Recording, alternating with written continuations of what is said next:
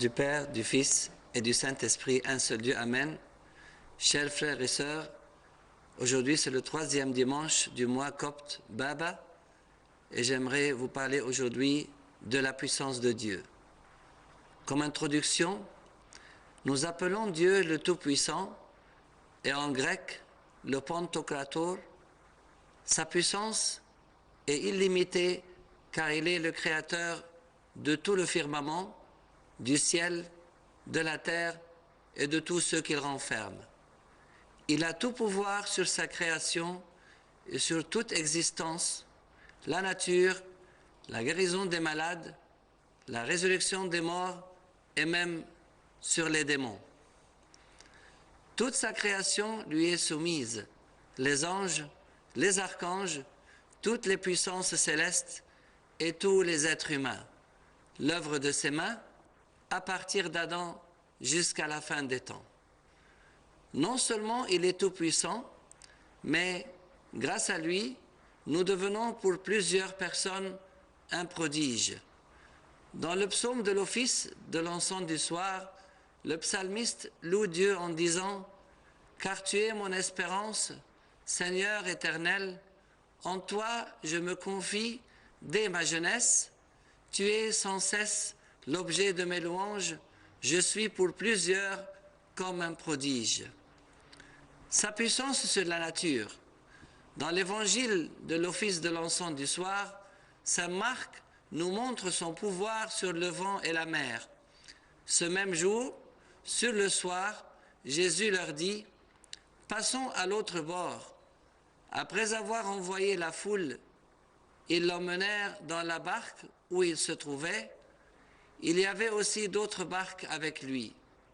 Il s'éleva un grand tourbillon et les flots se jetaient dans la barque au point qu'elle se remplissait déjà. Et lui, il dormait à la poupe sur le coussin. Ils le réveillèrent et lui dirent « Maître, ne t'inquiètes-tu pas de ce que nous périssons ?» S'étant réveillé, il menaça le vent et dit à la mer « Silence, tais-toi !» Et le vent cessa. Et il y eut un grand calme. Puis il leur dit « Pourquoi avez-vous ainsi peur? Comment n'avez-vous point de foi ?» Ils furent saisis d'une grande frayeur et ils se dirent les uns aux autres « Quel est donc celui-ci à qui obéissent même le vent et la mer ?» Il est puissant aussi en sa bonté qui atteint jusqu'aux cieux. Dans le psaume de l'office de l'encens de l'aube, « Je réveillerai l'aurore, je te louerai parmi les peuples, Seigneur, je te chanterai parmi les nations, car ta bonté atteint jusqu'aux cieux. » Sa puissance s'est manifestée lors de sa résurrection. Dans l'évangile de l'office de l'encens de l'aube, 2 anges de Dieu sont apparus aux femmes qui sont venues au tombeau du Christ, portant les aromates qu'elles avaient préparés, et les anges leur dirent « Pourquoi cherchez-vous parmi les morts celui qui est vivant? Il n'est point ici, mais il est ressuscité. Souvenez-vous de quelle manière il vous a parlé lorsqu'il était encore en Galilée. » Il nous faut beaucoup d'humilité vis-à-vis de sa puissance. Comme l'a dit saint Jacques dans son épître, « Soumettez-vous donc à Dieu, humiliez-vous devant le Seigneur et il vous élèvera. » Un seul est législateur et juge, c'est celui qui peut sauver et perdre. Mais toi, qui es-tu qui juge le prochain? À vous maintenant qui dites « Aujourd'hui ou demain, nous irons dans telle ville, nous y passerons une année, nous trafiquerons et nous gagnerons. Vous qui ne savez pas ce qui arrivera demain, car qu'est-ce votre vie? Vous êtes une vapeur qui paraît pour un peu de temps et qui ensuite disparaît. Vous devriez dire au contraire, si Dieu le veut, nous vivrons et nous ferons ceci ou cela. Mais maintenant, vous vous glorifiez dans vos pensées orgueilleuses. C'est chose mauvaise que de se glorifier de la sorte. Dieu connaît les cœurs.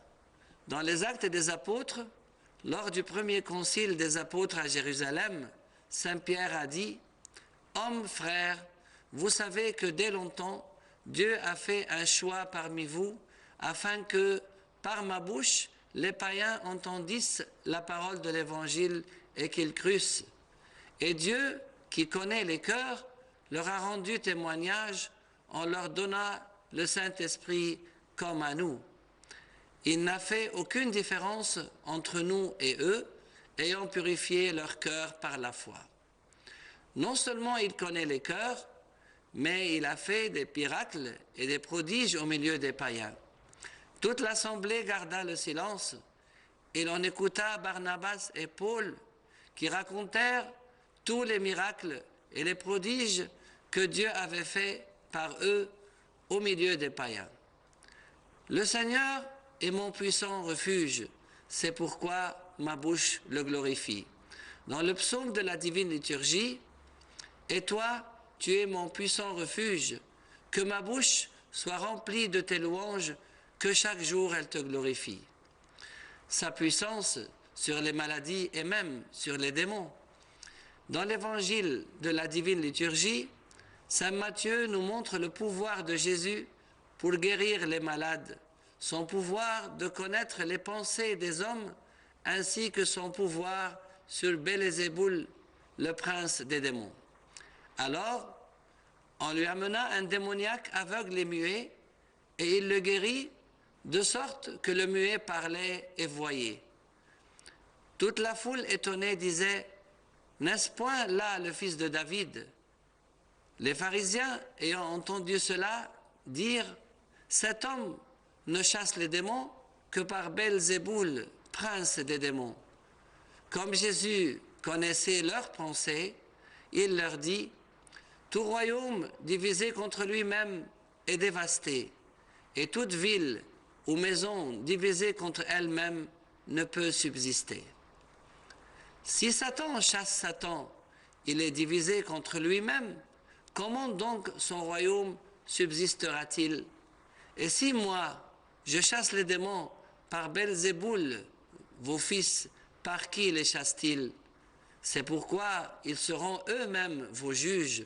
Mais si c'est par l'Esprit de Dieu que je chasse les démons, le royaume de Dieu est donc venu vers vous. » Nous apercevons ici que toute la foule fut étonnée de la guérison du démoniaque aveugle et muet. Ce miracle a provoqué la jalousie des pharisiens qui, au lieu de se réjouir du miracle et en même temps ne pouvant pas le renier, ils attribuèrent la guérison à Belzéboul, le prince des démons, et pas à Jésus. Sa puissance se manifeste aussi en connaissant leurs pensées, car qui peut connaître les pensées des hommes autres que Dieu? Il leur a montré que ce qu'ils essayent de raconter à la foule n'est que du mensonge. Si Satan chasse Satan, il est divisé contre lui-même. Comment donc son royaume subsistera-t-il? Et il finit par leur révéler le secret de sa puissance, qui est son Esprit Saint, en leur disant « Mais si par l'Esprit de Dieu que je chasse les démons, le royaume de Dieu est donc venu vers vous. Que sa puissance soit glorifiée pour les siècles des siècles. Amen. »